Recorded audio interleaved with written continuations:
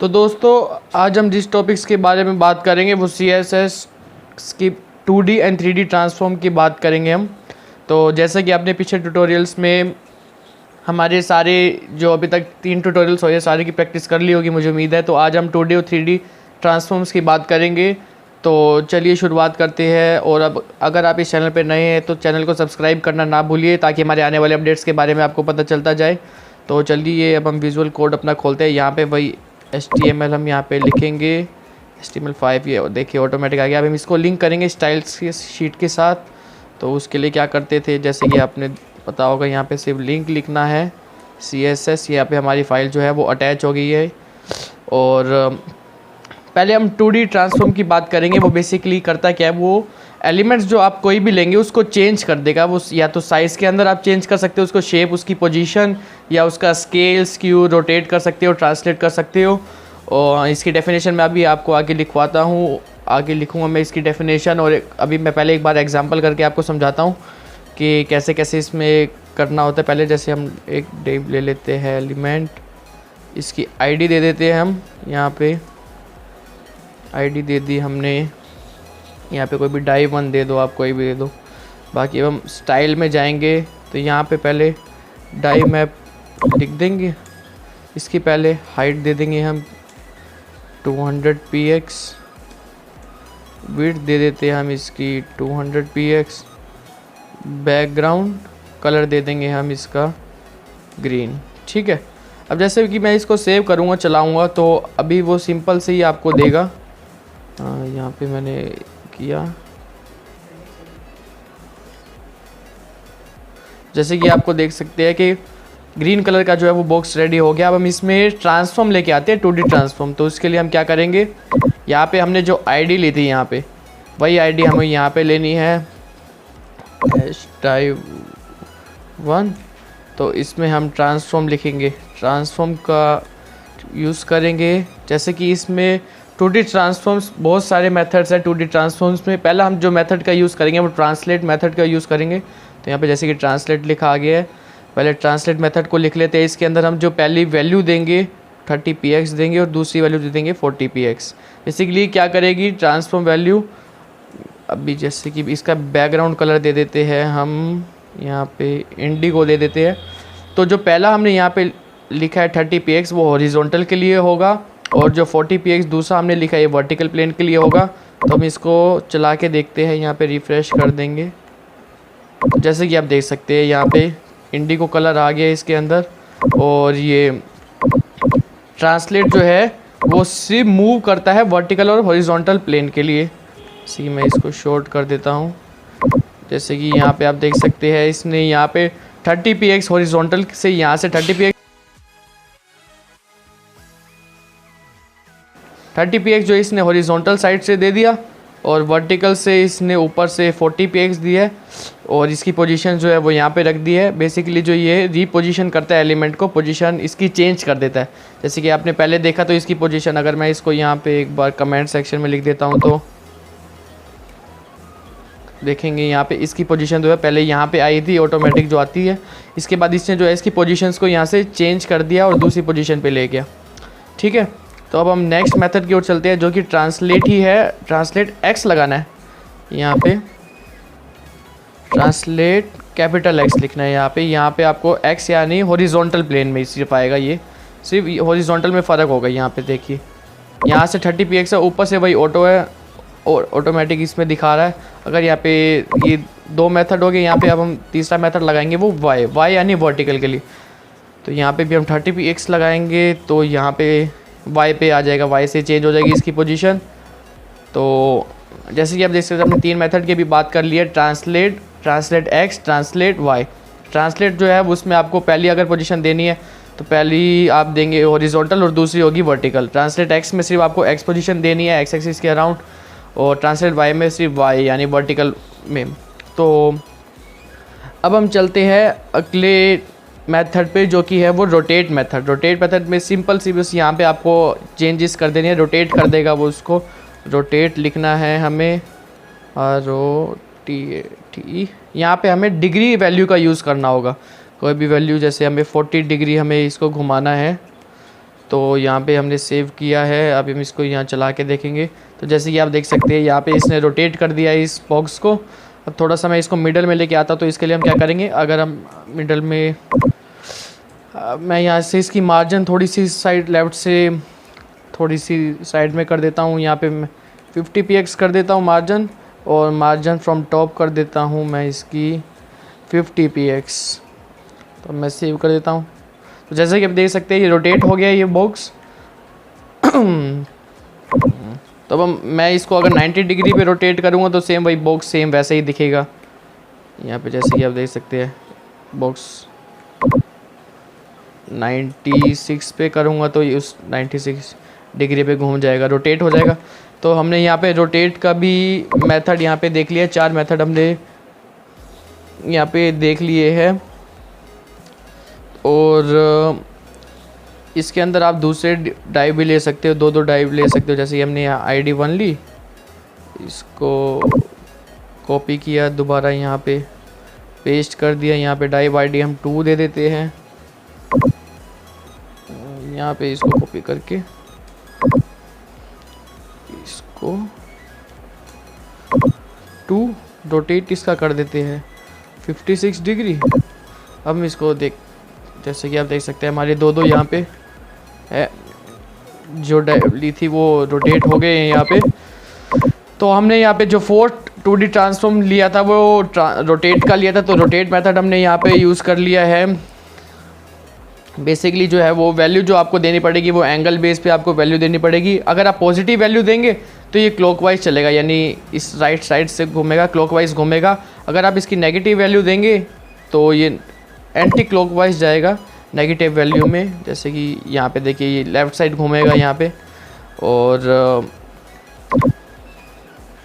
ये रोटेट होगा without deforming it, यानी इसकी साइज शेप में कोई फ़र्क नहीं पड़ेगा कोई। और अब हम नेक्स्ट मेथड की ओर चलते हैं, वो जो कि है स्केल मेथड। स्केल मेथड में आपको अब मैं बताता हूँ स्केल मेथड के अंदर क्या होएगा। स्केल मेथड बेसिकली यहाँ पे बस क्या करना है, यहाँ पे सिर्फ फ़र्क कर देना, यहाँ पे सिर्फ ट्रांसफॉर्म में चेंज करना है। बाकी ट्रांसफॉर्म तो आपको लगाना ही पड़ेगा। यहाँ पे सिर्फ स्केल यहाँ पे लिया, इसके अंदर आपको वैल्यू देनी पड़ेगी, कोई भी दे दो। जैसे यहाँ पे मैंने दी 6 3, इसके अंदर आपको एज अ वैल्यू देनी पड़ेगी। रोटेट वाला भी मैं इसमें अभी हटा देता हूँ, यहाँ पे सिर्फ एक कोई रखते हैं अब डाइव को, ठीक है। जैसे कि आप देख सकते हैं स्केल यानी उसकी अब साइज़ पे फ़र्क आएगा, जो सा आप साइज़ देंगे। यानी यहाँ पे मैंने इसकी जो वही सेम इसमें भी ऐसा ही रहेगा, फर्स्ट वाली आपकी हॉरिजॉन्टल और ये वाली आपकी वर्टिकल। अब मैं इसका चेंज कर देता हूँ, तो 0.5 0.6 इसका कर दूँगा। तो यहाँ पे चेंज किया हमने, जैसा कि आप देख सकते हैं वर्टिकल में तो 5 आ गई है। अब हम यहाँ पे आप इसको अलग लाइन में भी लिख सकते हैं, जैसे कि यहाँ 0.6 था। अब मैं ये वाला अगर मैं यहाँ पे ट्रांसफॉर्म स्केल 9 कर देता हूँ, तो जैसे कि आप देख सकते हैं साइज़ में देखिए फ़र्क आ गया है। तो स्केल बेसिकली क्या करता है, एलिमेंट्स का जो है वो रिसाइज कर देता है, जो हॉरिजॉन्टल और वर्टिकल डायमेंशंस में, जो कि डिफरेंट स्केल्स पे आप कोई भी आप इसके अंदर दे सकते हैं। स्केल कोई भी वैल्यू आप डाल सकते हैं, और इसमें वही स्केल x डालेंगे तो वही हॉरिजॉन्टल में बढ़ेगा, हॉरिजॉन्टल में इसका जो है साइज़ रिसाइज होगा। y डालेंगे तो इसका साइज़ ओनली वर्टिकल उसमें फ़र्क होगा। यहाँ मैंने डाला, अब जैसा कि आप देख सकते हैं सिर्फ उसमें हुआ। तो चलिए अब हम आगे चलते हैं अगले मेथड पे, जो कि स्क्यू मेथड है। अब हमने 7 मेथड्स के बारे में जान लिया, अब हम 8th मेथड पे चलते हैं, स्क्यू मेथड पे। तो स्क्यू मेथड के लिए हमें यही ट्रांसफॉर्म यहाँ पे लगाया, यहाँ पे लिख देंगे स्क्यू। स्क्यू मेथड में भी आपको डिग्री का यूज़ करना पड़ेगा, एंगल देना पड़ेगा आपको। यहाँ पे जैसे दे दिया मैंने 30 डिग्री और 30 डिग्री, ठीक है। अब हम जैसे ये आप देख सकते हैं यहाँ से इसका जो हमने स्क्यू मेथड का यूज़ किया है, ये यहाँ पे इसने चेंजेस कर दिया है इसकी जो पोजीशंस है। तो कहाँ गया, अब हम एक और ले लेते हैं डाइव, एक और डाइव ले लेता हूँ मैं यहाँ पे, ये नहीं,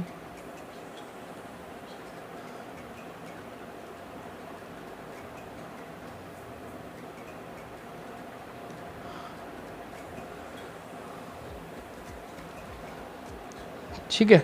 और अब मैं इसमें CSS ले लेता हूँ एक और। अब मैं इसके अंदर नेगेटिव वैल्यू देता हूँ ट्रांसफॉर्म स्क्यू के अंदर -30 डिग्री। तो ये अब होगा एंटी क्लॉकवाइज। तो जैसे देखिए, जैसे कि आप देख सकते हैं ये एक क्लॉकवाइज घूमा, एक एंटी क्लॉकवाइज घूमा। तो अब हम बात करते हैं मैट्रिक्स एलिमेंट की। मैट्रिक्स के लिए, मैट्रिक्स जैसे कि आपने पढ़ा होगा, मैट्रिक्स जहाँ जहाँ वो नंबर्स हम लिखते हैं वही वही पे पॉइंट्स होते हैं। यहाँ पे हमने क्या करना है, सिर्फ यहाँ से मैं डाइव हटा देता हूँ। यहाँ पे अब हम मैट्रिक्स का यूज़ करते हैं, ट्रांसफॉर्म।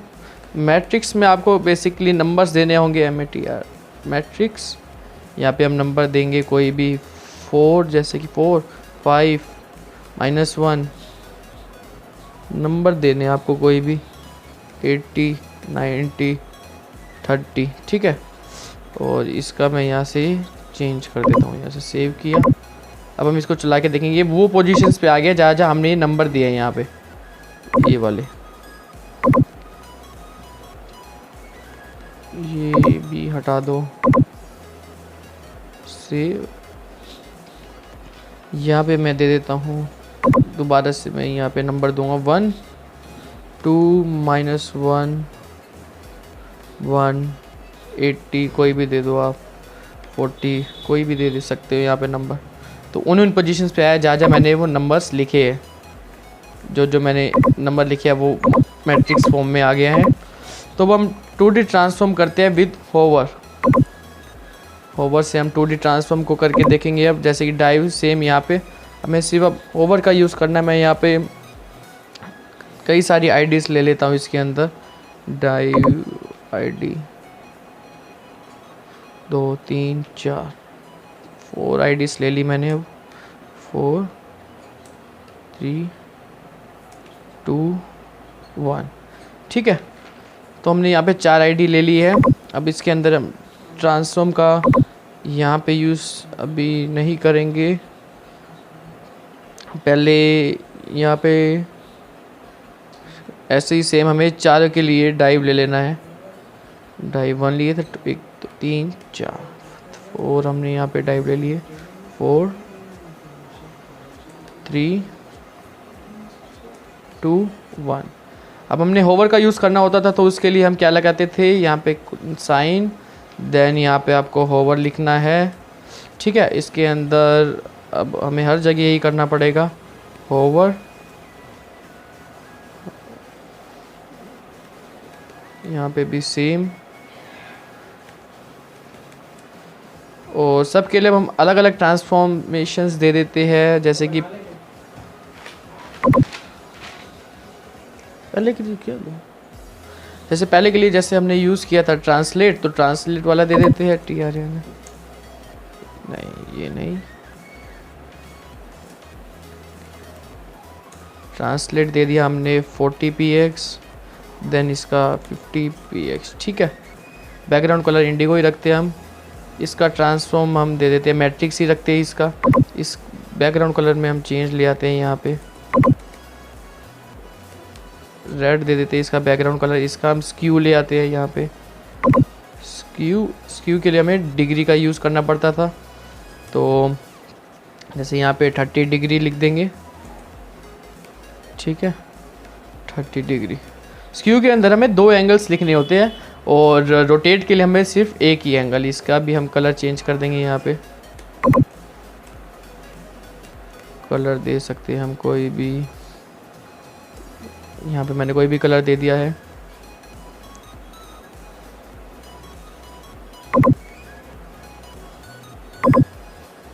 अब लास्ट जो रह गया है, यहाँ पे आप कोई भी दे सकते हैं। जैसे मैंने रोटेट दी है तो रोटेट दे देता हूँ, या कोई भी दे सकते हैं इसमें रोटेट दे दूँ, रोटेट दे दिया मैंने। रोटेट का मैं यहाँ पे लिख देता हूँ, या स्केल का दे देता हूँ। अब स्केल कह देना, यहाँ पे मैं स्केल का दे देता हूँ 0.5, ठीक है। स्केल में कलर भी दूसरा दूंगा।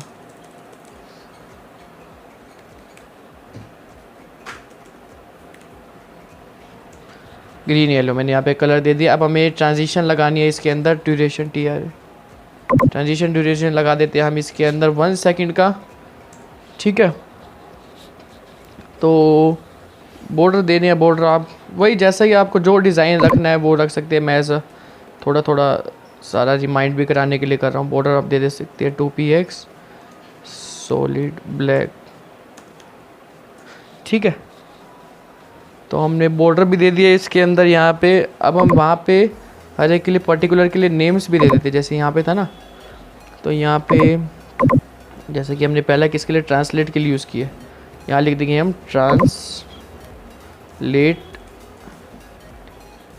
ट्रांसलेट मी। और दूसरा हमने इधर कौन सा यूज़ किया था, मैट्रिक्स। तीसरे में हमने कौन सा यूज़ किया है, स्क्यू, यहाँ पे स्क्यू लिख देंगे। फोर्थ हमने कौन सा लिया है, स्केल, तो यहाँ पे हम स्केल का यूज़ कर देंगे। ठीक है, अब हम इसको चला के देखते हैं यहाँ पे, जैसे कि आप देख सकते हैं। अब मैं किसी को भी, जैसे ही मैंने इस पर सिर्फ अभी अपना माउस लेके आया था तो 1 सेकंड के अंदर आ गया। मैं इसका अगर टाइमिंग ट्रांजिशन थोड़ा लेट कर देता हूँ यहाँ पे, तो बैकग्राउंड कलर सभी का ग्रीन क्यों आ रहा है, क्योंकि मैंने सभी का बैकग्राउंड कलर जो है वो ग्रीन दे रखा है, इसलिए सभी का जो है वो बैकग्राउंड कलर ग्रीन आ रहा है। तो अगर मैं यहाँ पे बैकग्राउंड कलर चेंज कर दूंगा तो उधर भी चेंज हो जाएगा। मैं मैट्रिक्स दूंगा तो ये मैट्रिक्स की फॉर्म में आ जाएगा। स्क्यू दूंगा तो स्क्यू की फॉर्म में आ गया ये यहाँ पे। स्केल दिया तो ये छोटा हो गया यहाँ पे, जैसे ये आप देख सकते हैं। ये हमने किया है 2D ट्रांसफॉर्म विद होवर, जैसे कि आप देख सकते हैं। ये यहाँ पे आया, ये यहाँ पे आया। अब मैं एक बार हेडिंग इस पे लगा देता हूँ ताकि आपको ये पता चल जाए कि है क्या। H1 2D ट्रांसफॉर्म,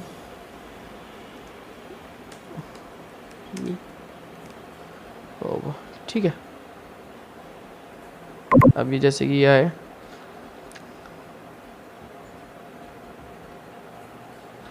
तो अब हम 2D ट्रांसफॉर्म जो है वो ऑलमोस्ट ख़त्म हो चुका है। आप इसमें और अपनी मर्ज़ी से कोई भी अच्छे अच्छे डिज़ाइन सकते हैं। जैसे मैंने इसको 1 बाय 1 अलग अलग रखे थे, तो आप भी ऐसा कुछ कर सकते हैं और अच्छे अच्छे कलर्स और अच्छे अच्छे डिज़ाइन। अब मैं बात करता हूँ 3D ट्रांसफॉर्मेशन के बारे में। तो इस 2D में अगर किसी को डाउट हो तो वो नीचे हमें कमेंट सेक्शन में लिख के बता दीजिएगा, ताकि हम उसके जो है प्रॉब्लम को सोल्व कर पाए इजीली। और अब हम 3D ट्रांसफॉर्म पे चलते हैं।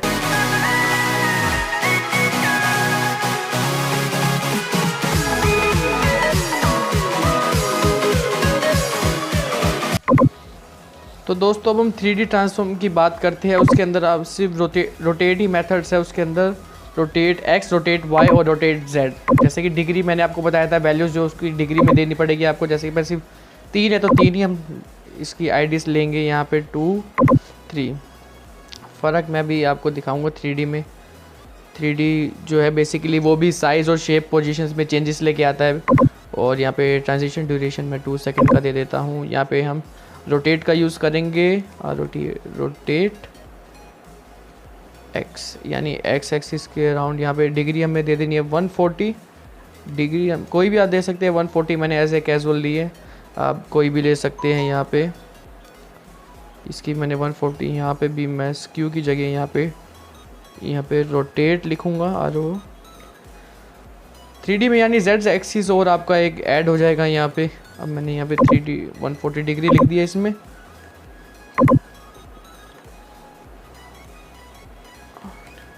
रोटेट भी लिख दूंगा इसमें, सेम ऐसा ही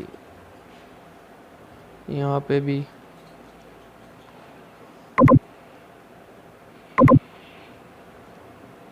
यहाँ पे भी। अब हम वापसी इसको चला के देखते हैं इसके अंदर। जैसे कि यहाँ पे हमारी ट्रांसफॉर्म बन चुका है। अभी यहाँ पे हेडिंग यहाँ पे मैं 3D की डाल देता हूँ,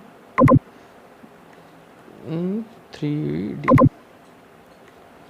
ठीक है, अब मैं फर्स्ट वाले पे अपना माउस लेके जा रहा हूँ। तो ये जैसे कि आप देख सकते हैं रोटेट हो गया इसमें 140 डिग्री के एंगल पे।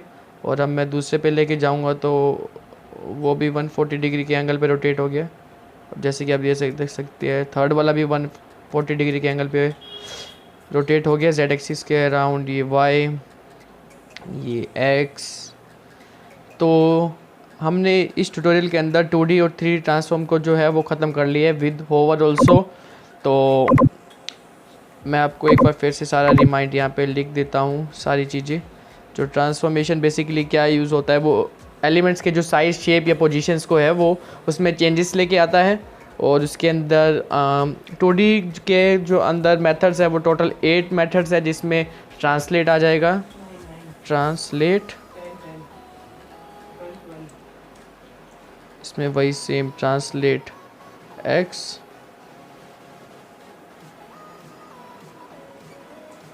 ट्रांसलेट y, फिर आ जाता है स्केल मेथड। फिर इसके अंदर जैसे कि ट्रांसलेट में आपको फर्स्ट पोजीशन टू फर्स्ट के अंदर आपका जो होगा वो हॉरिजॉन्टल होगा, हॉरिजॉन्टल के अलोंग, और जो सेकंड के अंदर होगा वो वर्टिकल के अलोंग होगा। ठीक है, फर्स्ट वैल्यू के अंदर जो होगा वो वैल्यू भी लिख देता हूँ इसमें। बाकी ट्रांसलेट में जो है वो सिर्फ पोजीशन को रिपोजिशन करता है, जो ओरिजिनल पोजीशन होती है उसको चेंज कर देता है। स्केल में उसके साइज़ में फ़र्क लेके आता है, चेंजेस।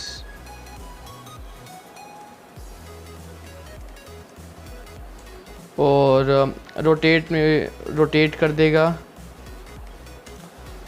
अलोंग जो भी है। रोटेट में भाई rotate X, rotate Y, rotate X capital रखना है यहाँ पे हमें, रोटेट कैपिटल वाई। सेम इसके अंदर जो आपको वैल्यू देनी होती है वो डिग्री के अंदर वैल्यू देनी होगी, value should be in degree.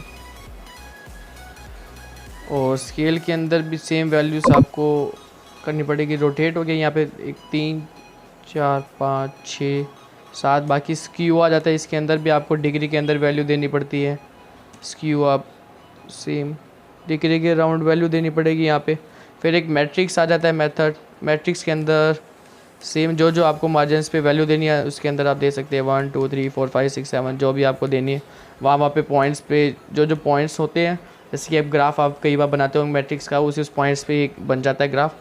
तो 3D के अंदर बेसिकली z एक्सिस एक ऐड हो जाती है और कुछ नहीं। रोटेट में सेम जैसे रोटेट x था, y था, रोटेट z ले लेंगे उसके अंदर तो वो 3D में मूव हो जाएगा। होवर के अंदर बस आपको सेम यहाँ पे कॉलन का साइन और होवर लिखना है तो वो होवर पे कन्वर्ट हो जाएगा।